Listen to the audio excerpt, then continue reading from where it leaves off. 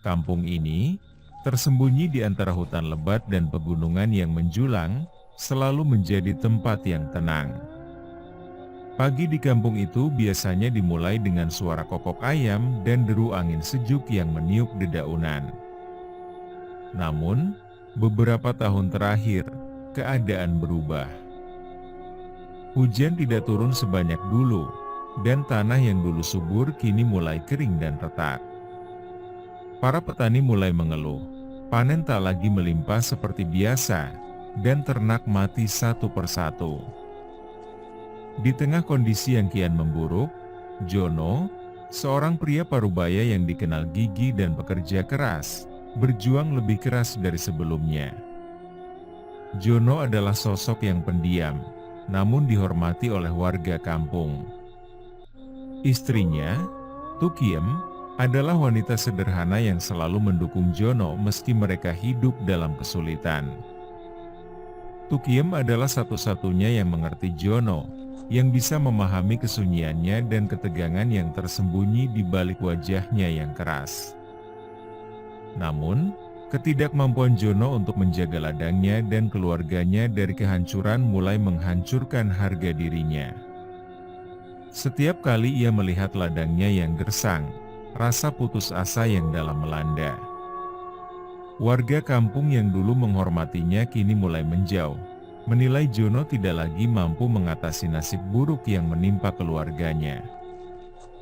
Di tengah keputusasaan itu, Jono mendengar kabar dari seorang tetua kampung tentang seorang dukun yang tinggal jauh di dalam hutan, Ki Surya. Ki Surya bukanlah nama yang asing, namun tidak ada yang pernah berbicara terang-terangan tentangnya. Mereka yang tahu keberadaannya biasanya hanya berbisik-bisik di bawah naungan malam. Dia adalah dukun dengan reputasi penuh misteri, seseorang yang konon bisa memberikan kekayaan dan kemakmuran dengan harga yang sangat mahal, nyawa manusia sebagai tumbal. Jono, yang telah didorong oleh kesulitan hidup, akhirnya mempertimbangkan untuk menemui Ki Surya. Desakan dari dalam dirinya semakin kuat setiap harinya. Wajah Tukiem yang penuh harap, tetapi juga tersirat ketakutan, menghantui setiap malamnya. Tukiem tidak pernah berbicara tentang ketakutan tersebut, tetapi Jono tahu betul bahwa istrinya mulai merasa ada sesuatu yang gelap dalam dirinya. Namun, pada malam itu, setelah merasa sudah tidak ada jalan keluar, Jono memutuskan untuk mencari Ki Surya. Perjalanan ke tempat tinggal Ki Surya bukanlah perjalanan yang biasa. Hutan tempat Ki Surya tinggal bukanlah hutan yang sering dijelajahi warga kampung. Ini adalah hutan yang dikenal sebagai tempat angker, penuh dengan cerita tentang makhluk gaib, suara-suara misterius, dan orang-orang yang hilang tanpa jejak. Pepohonan di sana besar dan tua, dengan akar-akar yang mencuat dari tanah seakan siap menjebak siapapun yang berani melangkah masuk.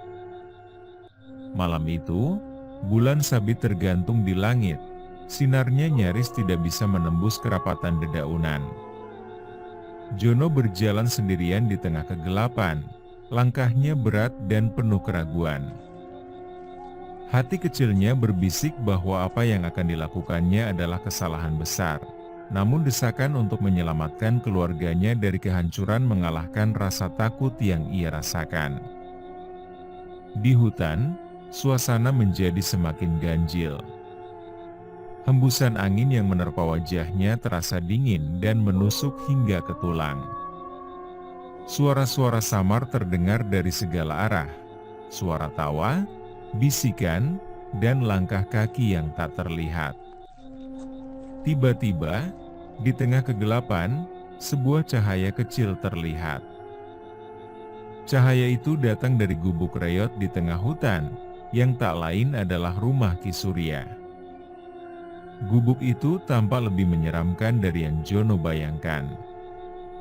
Atapnya sudah berlubang, dindingnya berlumut, dan sekelilingnya penuh dengan pohon-pohon yang rimbun.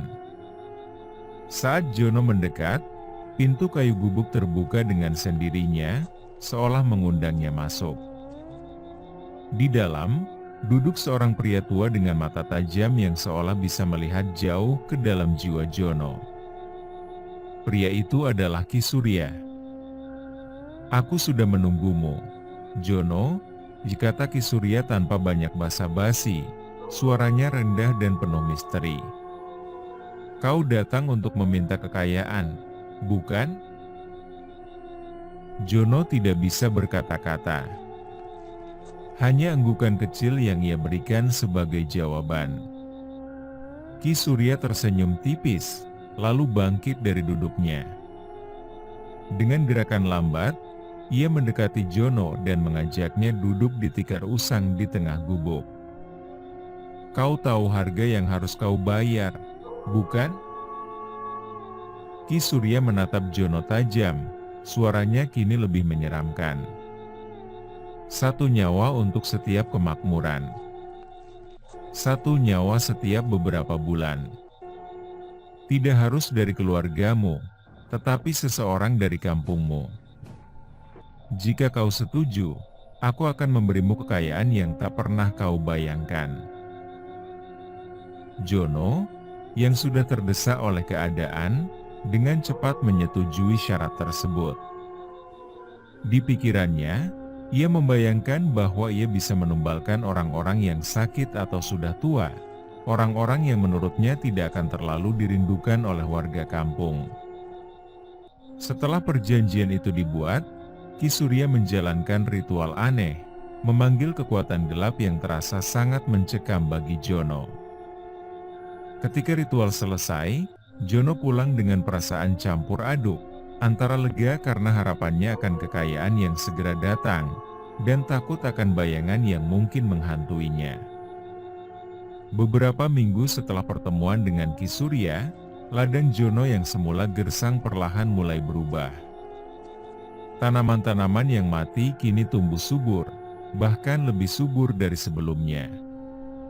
Panennya melimpah, dan ternaknya yang semula sakit-sakitan kini sehat kembali. Warga kampung mulai memperhatikan perubahan pada kehidupan Jono, namun tidak ada yang berani menanyakan langsung kepadanya apa yang sebenarnya terjadi. Namun, di balik keberhasilan yang mulai dinikmati Jono, rasa takut mulai menghantui dirinya.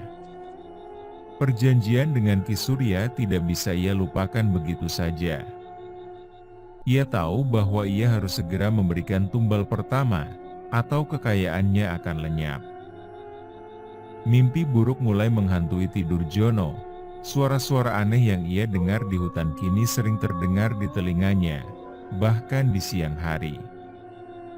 Akhirnya, Jono memilih Pak Narto, seorang pria tua yang tinggal sendirian di ujung kampung. Pak Narto sudah lama sakit-sakitan dan jarang berinteraksi dengan warga kampung lainnya. Jono berpikir, jika Pak Narto mati, tidak akan ada yang terlalu peduli atau mencurigai sesuatu. Malam itu, Jono melangkah menuju rumah Pak Narto dengan jantung berdebar kencang. Rumah Pak Narto berada di tepi hutan, tempat yang sepi dan sunyi. Jono mengetuk pintu rumah dengan hati-hati, dan ketika Pak Narto membuka pintu, Jono dengan cepat menjalankan ritual yang diajarkan oleh Ki Surya. Pak Narto, yang tidak berdaya, jatuh pingsan dan akhirnya menghembuskan nafas terakhirnya. Esok paginya, warga kampung menemukan Pak Narto telah meninggal dunia di tempat tidurnya. Kematian itu tidak dianggap aneh karena Pak Narto sudah lama sakit-sakitan. Jono merasa lega, namun ia juga merasakan adanya sesuatu yang mulai berubah dalam dirinya. Ketakutan yang dulu ia rasakan mulai digantikan oleh kesenangan yang aneh. Kesadaran bahwa ia bisa mengendalikan hidup dan mati orang lain untuk mempertahankan kekayaannya. Setelah tumbal pertama, Jono mulai merasakan kekuatan pesugihan yang ia jalani. Kekayaannya semakin bertambah, ladangnya semakin subur, dan ternaknya berkembang biak dengan cepat. Setiap kali ia melihat hasil panennya yang melimpah, ada rasa puas yang mendalam. Meskipun jauh di dalam hatinya, rasa bersalah mulai menghantui. Tetapi, Jono tahu bahwa ini hanya awal dari perjalanan gelap yang harus ia jalani. Ki Surya muncul kembali dalam mimpinya, mengingatkannya bahwa tumbal berikutnya harus segera diberikan. Tidak ada jalan kembali. Korban berikutnya yang dipilih Jono adalah Bu Marni, seorang wanita tua yang tinggal bersama cucunya yang masih kecil. Bu Marni adalah seorang wanita tua yang dikenal di kampung sebagai sosok yang penuh kasih sayang, terutama kepada cucunya, Dewi, yang menjadi yatim piatu setelah orang tuanya meninggal dalam sebuah kecelakaan. Bu Marni sering membantu tetangga dan dikenal sebagai seseorang yang selalu siap membantu. Ia adalah tipe orang yang sangat dicintai oleh banyak orang, sehingga kehilangan Bu Marni akan sangat terasa di seluruh kampung. Jono, yang telah kehilangan semua moralitasnya, kini melihat Bu Marni sebagai pilihan yang ideal untuk tumbal berikutnya. Ia menyadari bahwa jika ia memilih seseorang yang lebih tua, yang hidupnya sudah mencapai usia senja, maka mungkin warga kampung tidak akan terlalu bereaksi negatif. Keputusannya untuk menumbalkan Bu Marni adalah bentuk terakhir dari keputusan-keputusan dingin yang telah ia buat. Malam itu, Jono memutuskan untuk mengunjungi rumah Bu Marni. Dengan langkah yang hati-hati, ia melangkah menuju rumah tua yang terletak di ujung kampung. Dinding rumah Bu Marni terlihat rapuh, dan lampu minyak yang berkedip-kedip di dalam rumah memancarkan cahaya yang redup. Bu Marni terlihat sedang duduk di dekat perapian, seolah menunggu sesuatu. Jono mengetuk pintu dan disambut oleh Bu Marni dengan senyum lembutnya. Bu Marni mengundang Jono masuk dan menawarkan segelas teh hangat. Selama percakapan, Jono mencoba untuk bersikap ramah dan berbicara dengan lembut. Namun, di dalam hatinya, rasa bersalah dan ketegangan semakin menumpuk. Ketika malam semakin larut, Jono tahu bahwa waktu untuk menjalankan ritual semakin dekat. Ia melakukannya dengan tangan gemetar, berusaha keras untuk tetap tenang.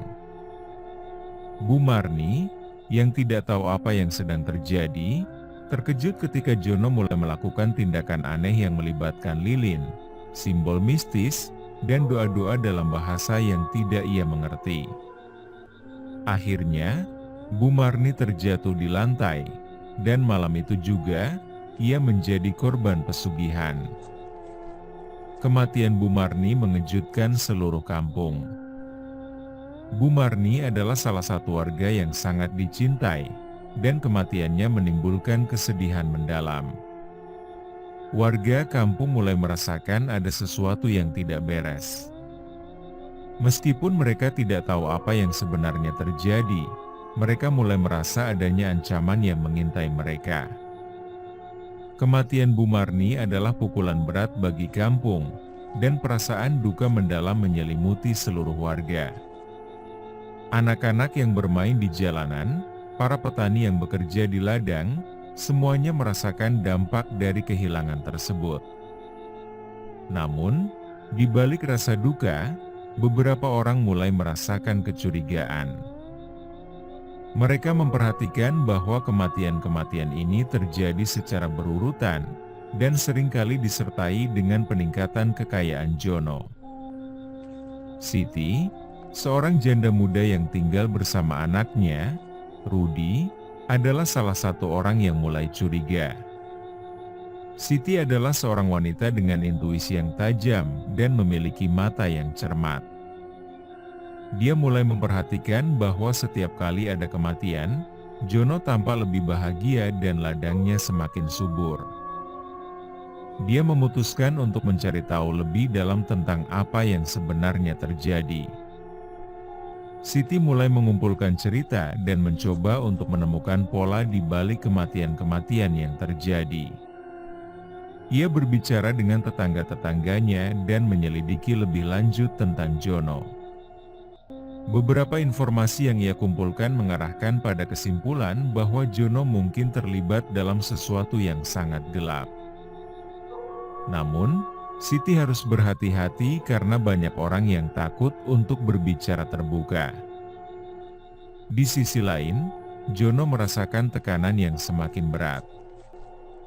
Setelah setiap tumbal, dia merasa terjebak dalam lingkaran setan yang semakin gelap. Ia mencoba untuk menjaga hubungan baik dengan warga, tetapi ketegangan dan ketidaknyamanan semakin jelas terlihat. Ia merasa seperti terjebak dalam perangkap yang ia sendiri buat dan tidak tahu cara untuk keluar. Siti, yang semakin yakin bahwa ada sesuatu yang sangat salah, memutuskan untuk mengumpulkan beberapa warga kampung yang juga mulai merasakan kecurigaan. Mereka termasuk Pak Hamid, seorang petani yang dulu sangat dekat dengan Jono, dan Mbah Slamet, tetua desa yang dihormati. Mbah Slamet adalah seorang yang bijaksana dan telah banyak mengalami berbagai hal dalam hidupnya, sehingga ia sangat berpengalaman dalam memahami masalah yang lebih dalam. Siti dan kelompok kecilnya mulai melakukan penyelidikan di rumah Jono. Mereka menemukan beberapa benda aneh yang menunjukkan adanya ritual mistis, seperti simbol-simbol yang dikenal dalam praktik pesugihan. Mereka juga menemukan foto-foto orang-orang yang telah meninggal, termasuk foto Tukiem, istri Jono, yang terletak di tengah altar. Penemuan ini sangat mengejutkan. Siti dan teman-temannya merasa bahwa mereka harus segera melaporkan penemuan ini kepada warga kampung.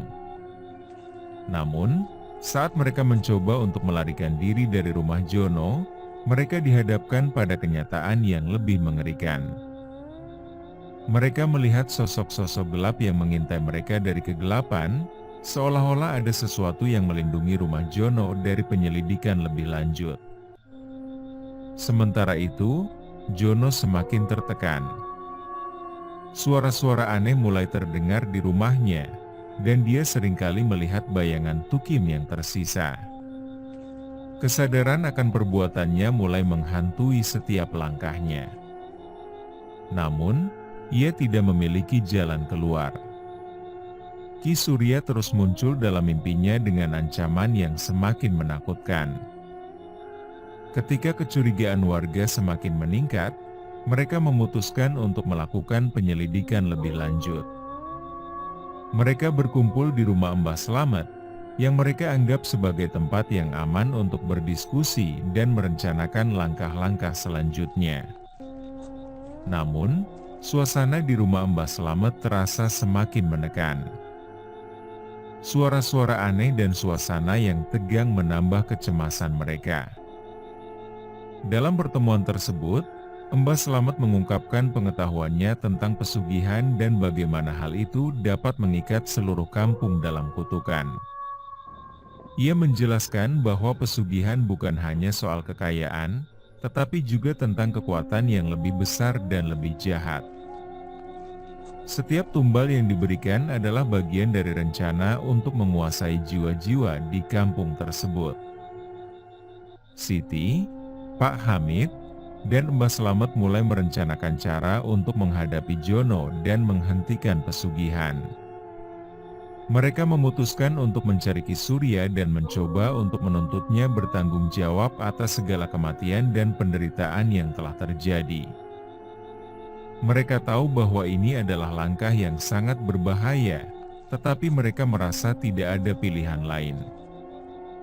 Di tengah persiapan mereka, Jono merasakan perubahan yang semakin mengerikan. Kekayaan yang ia miliki tampaknya tidak lagi memberikan kebahagiaan. Sebaliknya, ia semakin merasakan kehadiran makhluk-makhluk gelap yang mengelilinginya.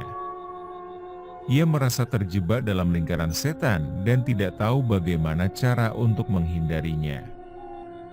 Siti dan kelompoknya berhasil menemukan Ki Surya di sebuah tempat tersembunyi di dalam hutan. Mereka menghadapinya dengan berani, mengungkapkan semua yang telah mereka ketahui tentang pesugihan dan meminta agar dia berhenti.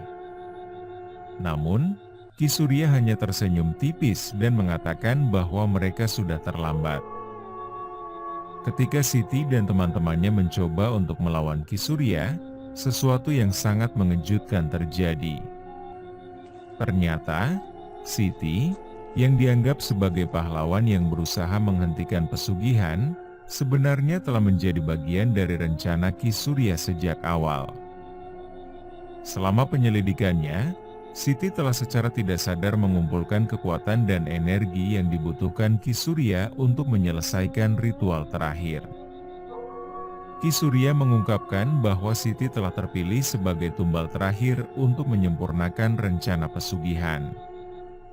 Selama ini, semua usaha Siti untuk mengungkapkan kebenaran dan mengumpulkan informasi hanya mempercepat rencana Ki Surya untuk mendapatkan kekuatan penuh.